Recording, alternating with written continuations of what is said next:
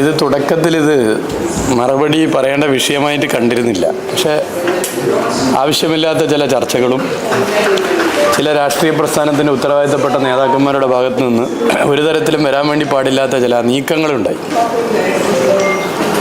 ഒരു തരത്തിലും വരാൻ വേണ്ടി പാടില്ലാത്ത നീക്കങ്ങളെന്ന് പറയുമ്പോൾ അവരെ സംബന്ധിച്ചിടത്തോളം അത് അവരുടെ രാഷ്ട്രീയ പ്രവർത്തനത്തിലെ അനിവാര്യമായ അജണ്ട ആയതുകൊണ്ട് അവർക്കതൊരു അനാവശ്യമായിരിക്കില്ല. പക്ഷേ സമൂഹത്തിന് അനാവശ്യമായ ഒരു ചിത്രീകരണം കേരളത്തിൻ്റെ ടൂറിസം മേഖലയെക്കുറിച്ച് ഉണ്ടാക്കാനാണ് അത് കാരണമാകുന്നത്. ടൂറിസം മേഖലയിലേക്ക് കേരളത്തിൻ്റെ പുറത്തു നിന്നും ഇൻഫ്ലുവൻസേഴ്സിനെ കൊണ്ടുവരുന്ന രീതി ഇന്നോ ഇന്നലെയോ തുടങ്ങിയതല്ല, വളരെ നേരത്തെ തന്നെയുള്ളതാണ്. അതിന്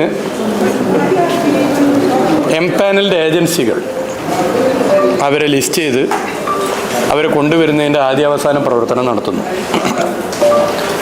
അവരെ ലിസ്റ്റ് ചെയ്യുന്ന കാര്യത്തിലോ അവരാര് വരണമെന്നുള്ള കാര്യത്തിലോ ഒന്നും മന്ത്രിയോ ടൂറിസം മന്ത്രിയോ മറ്റോ ഇടപെടുന്ന രീതിയില്ല.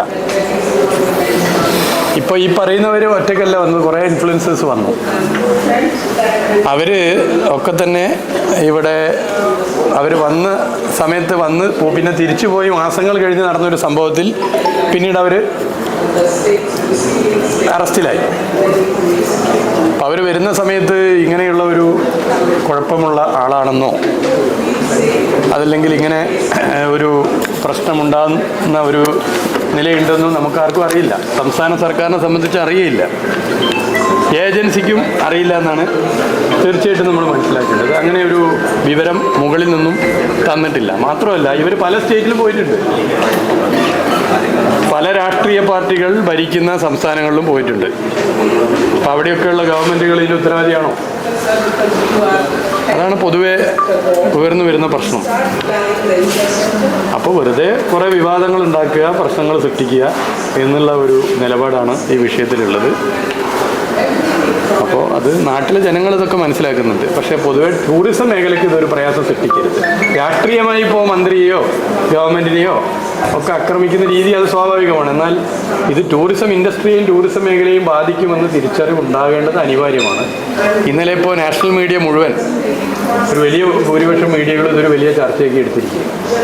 അപ്പോൾ കേരളത്തിലേക്ക് വരേണ്ട ടൂറിസ്റ്റുകൾ ഇവിടെ എന്തോ കുഴപ്പം പിടിച്ച സ്ഥലമാണ് എന്ന ഒരു തോന്നലുണ്ടാകും. അപ്പോൾ ദയവേത് ഇത്തരം പ്രചരണങ്ങളൊന്നും ആളുകൾ പുറകോട്ട് പോകും. ഈ അന്വേഷണ ആവശ്യമൊക്കെ വരുന്നുണ്ട്, അത് അന്വേഷിക്കണം, അതിൻ്റെ വഴിക്ക് പോട്ടെ. ഈ ജ്യോതി മഹോദ് അവർ പാകിസ്ഥാൻ ഇന്ത്യൻ അതിർത്തി കടന്നു പോകുമ്പോൾ അവരുടെ ഒരു വീഡിയോ ഒന്ന് പുറത്തു വന്നിട്ടുണ്ട്. അവർ ഹരിയാന BJP എന്നൊക്കെ പറഞ്ഞു പോകുന്നൊരു വീഡിയോ പുറത്തു വന്നിട്ടുണ്ട്. അതൊക്കെ ഇഷ്ടപ്പെട്ടത് എനിക്കറിയില്ല, ഞാനതിനെ കുറിച്ചിട്ട് ഇവരെ കുറിച്ച് എനിക്കറിയില്ല, എന്താണെന്ന് അറിയില്ല. പിന്നെ പറയുമ്പോൾ ആളുകൾ കൂട്ടി ഇതെന്താ സംഭവം എന്ന് എനിക്കറിയില്ല.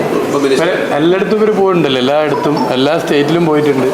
ഇപ്പോൾ BJPയുടെ പല നേതാക്കന്മാരും ഇതിനെക്കുറിച്ച് അന്വേഷണം വേണം മറ്റും ഒക്കെ പറഞ്ഞിട്ടുണ്ട്. BJP ഭരിക്കുന്ന സംസ്ഥാനങ്ങളിൽ ഉൾപ്പെടെ ഇവർ പോയിട്ടുണ്ട്, എല്ലായിടത്തും പോയിട്ടുണ്ട്. ഇപ്പോൾ അവിടെയൊക്കെ ഇങ്ങനെ ഈ എന്താ പറയുക, ദേശവിരുദ്ധ പ്രവർത്തനത്തിന് സൗകര്യം ഒരുക്കി കൊടുക്കാൻ വേണ്ടി അതായത് സർക്കാരുകൾ ഇടപെട്ടു എന്നാണ് അവരുടെ വാദം. ഒന്ന്, ഇത് ജനുവരി മാസം ഇവിടെ വരുമ്പോൾ പിന്നെ മെയ് മാസമല്ലേ, മെയ് മാസം നടന്ന ഒരു സംഭവം ഇതിൻ്റെ ഭാഗമായി പിന്നീട് അറസ്റ്റ് ചെയ്യപ്പെടുന്നു. ജനുവരി മാസത്തിൽ തന്നെ ഒരു ദൂരക്കാഴ്ചയോട് കൂടി ഇങ്ങനെ വരുന്ന ഓരോരുത്തരും, ഇനിയിപ്പോൾ നാളെ വന്ന പലരും ഉണ്ടാവും, ഇവരൊക്കെ മെയ്യിലോ അല്ലെങ്കിൽ ഏപ്രിലോ അല്ലെങ്കിൽ ജൂൺ മാസമോ ഇന്ന പ്രശ്നങ്ങളിൽ പെടും എന്ന് ഒരു ദൂരക്കാഴ്ച ആർക്കും ഉണ്ടാവില്ല. പിന്നെ ഇങ്ങനത്തെ വിവരം അറിയിക്കേണ്ടത് ആരാണ്? നമ്മുടെ രാജ്യത്ത് ഇത്തരം വിവരങ്ങൾ അറിയിക്കേണ്ടത് തീർച്ചയായും ഇതുമായി ബന്ധപ്പെട്ട കേന്ദ്ര സർക്കാരിൻ്റെ കീഴിലുള്ള ഏജൻസികളാണ്. അങ്ങനെ ഒരു വിവരവും ലഭിച്ചിട്ടില്ല എന്നുള്ളത് വസ്തുതയാണ്. മിനിസ്റ്റർ, സർവകലാശാലയിൽ വലിയൊരു ബലപരീക്ഷണം നടക്കുകയാണ്.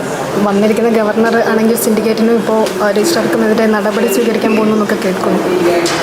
അല്ല, ഈ 2021 ഇടതുപക്ഷ ജനാധിപത്യ മുന്നണിയുടെ ഗവൺമെൻറ് വീണ്ടും അധികാരത്തിൽ വന്നു. വീണ്ടും വന്നു എന്ന് പറഞ്ഞാൽ നിയമസഭാ അംഗങ്ങളുടെ എണ്ണവും വർദ്ധിച്ചു, വോട്ട് ഷെയറും വർദ്ധിച്ചു. അന്ന് മുതൽ BJP ഇതര സർക്കാരുകളെ ആക്രമിക്കുന്നതിൽ വലിയ നിലയിലേക്കുള്ള അക്രമമാണ് കേരളത്തിൽ BJP കേന്ദ്ര സർക്കാർ നടത്തിയിട്ടുള്ളത്. നമുക്ക് നൽകേണ്ട അർഹമായ ഫണ്ട് തരുന്നില്ല, നമ്മളെല്ലാ നിലയിലും ആക്രമിക്കുന്നു, ദേശീയ അന്വേഷണ ഏജൻസികൾ ഉപയോഗിക്കുന്നു, അതോടൊപ്പം ഗവർണർ പദവിയെയും ഗവർണർ ഓഫീസിനെ ഉപയോഗിക്കുന്നു. അപ്പോൾ അതിൻ്റെ തുടർച്ചയായിട്ട് നമ്മൾ പൊതുവെ ഇതിനെയൊക്കെ കാണേണ്ടതുണ്ട്. അത് സംസ്ഥാനത്തെ ഇടതുപക്ഷ ജനാധിപത്യ മുന്നണിയുടെ ഒരു സർക്കാരിനെ BJP എല്ലാ നിലയിലും ആക്രമിക്കാൻ തീരുമാനിച്ചിരിക്കുകയാണ്. ഇടതുപക്ഷ ബദലിനെ വക്രീകരിക്കാനുള്ള വലിയ ശ്രമമാണ് കേന്ദ്ര സർക്കാർ നടത്തിക്കൊണ്ടിരിക്കുന്നത്. സർ, മികച്ചൊരു സർവകലാശാലക്കാണ് ഈ ഗതി വന്നിരിക്കുന്നത്. അല്ല, ബാക്കി നമുക്ക് വരട്ടെ, അപ്പോൾ നോക്കാം. ഈ ആരോഗ്യമന്ത്രിയെ പിന്തുണച്ചാൽ കഴിഞ്ഞ ദിവസം ഒരു ഫേസ്ബുക്ക് കുറിപ്പ് കേട്ടിരുന്നു. ഇന്നലെ മന്ത്രി സജി ചിരാന്റെ പ്രസ്താവനകൾ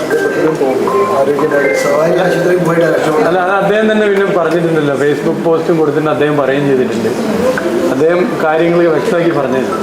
പിന്നീടാണ് അദ്ദേഹം മനസ്സിലായത്. അല്ല, അദ്ദേഹം പറഞ്ഞിട്ടുണ്ടല്ലോ കാര്യങ്ങൾ. ഫോറിൻ ടൂറിസ്റ്റ് അറൈവൽസ് ഇൻക്രീസ് ചെയ്യാൻ വേണ്ടിയിട്ട് എക്സൈസ്